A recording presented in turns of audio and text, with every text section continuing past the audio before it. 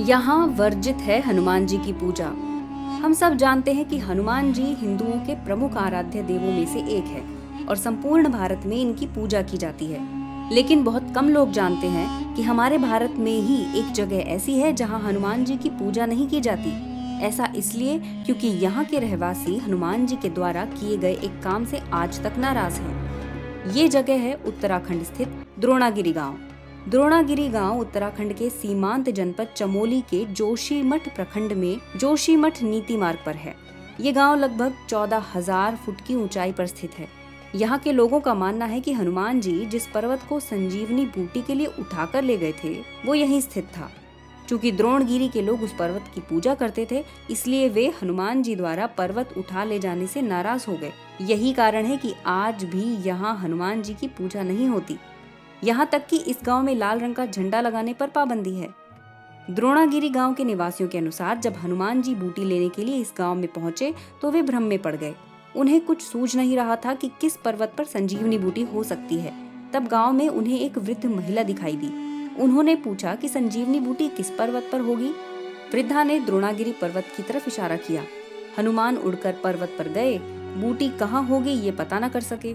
वो फिर गांव में उतरे और वृद्धा से बूटी वाली जगह पूछने लगे। जब वृद्धा ने बूटी वाला पर्वत दिखाया तो हनुमान ने उस पर्वत के काफी बड़े हिस्से को तोड़ा और पर्वत को लेकर उड़ते बने। बताते हैं कि जिस वृद्धा ने हनुमान की मदद की थी उसका सामाजिक बहिष्कार कर दिया गया। आज भी इस गांव के आराध्य देव पर्वत की विशेष पूजा पर लोग महिलाओं के हाथ का दिया नहीं खाते हैं और ना ही महिलाएं इस पूजा में मुखर होकर भाग लेती हैं।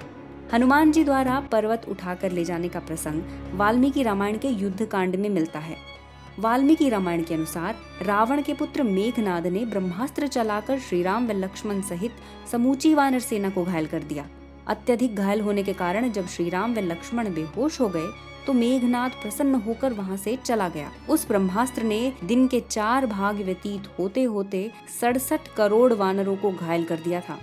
हनुमान जी, विभीषण आदि कुछ अन्य वीर ही उस ब्रह्मास्त्र के प्रभाव से बच पाए थे। जब हनुमान जी जाम्बवान के पास पहुंचे तो उन्होंने कहा, इस समय केवल तुम श्री राम, लक्ष्मण और वानर सेना की रक्षा कर सकते हो। तुम शीघ्र ही हिमालय पर्वत पर जाओ और वहां से औषधियां लेकर आओ, जिससे कि श्री राम, लक्ष्मण व वानर सेना पुनः स्वस्थ हो जाएं। जाम्बवान ने हनुमान जी से कहा कि हिमालय पहुंचकर तुम्हें ऋषभ तथा कैलाश पर्वत दिखाई देंगे। उन दोनों के बीच में औषधियों का एक पर्वत है जो बहुत चमकीला है। वहां तुम्हें 4 औषधियां दिखाई देंगी जिससे सभी दिशाएं प्रकाशित रहती हैं। उनके नाम मृत संजीवनी, विशल्यकरणी, सुवर्णकरणी और संधानी है। हनुमान तुरंत उन औषधियों को लेकर आओ जिससे कि श्री राम, लक्ष्मण व वानर सेना पुनः स्वस्थ हो जाए। जाम्बवान की बात सुनकर हनुमान जी तुरंत आकाश मार्ग से औषधियां लेने उड़ चले। कुछ ही समय में हनुमान जी हिमालय पर्वत पर जा पहुंचे। वहां हनुमान जी ने अनेक महान ऋषियों के आश्रम देखे। हिमालय पहुंचकर हनुमान जी ने कैलाश तथा ऋषभ पर्वत के दर्शन भी किए। इसके बाद उनकी दृष्टि उस पर्वत पर पड़ी जिस पर अनेक औषधियां चमक रही थी।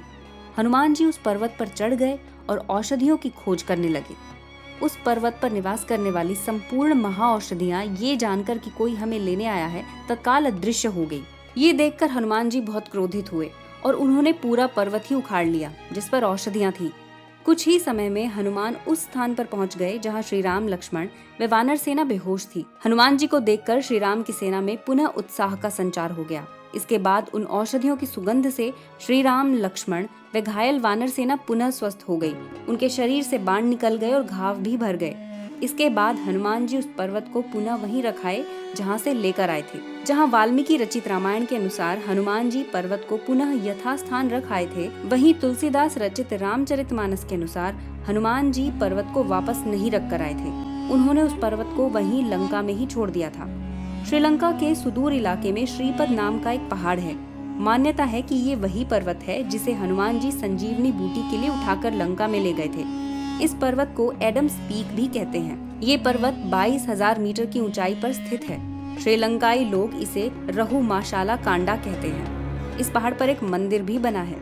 तो दोस्तों, अगर आपको हमारी ये खास जानकारी अच्छी लगी हो तो इस वीडियो को लाइक करें, हमारे चैनल को सब्सक्राइब करें और इसे ज्यादा से ज्यादा शेयर अवश्य करें। धन्यवाद।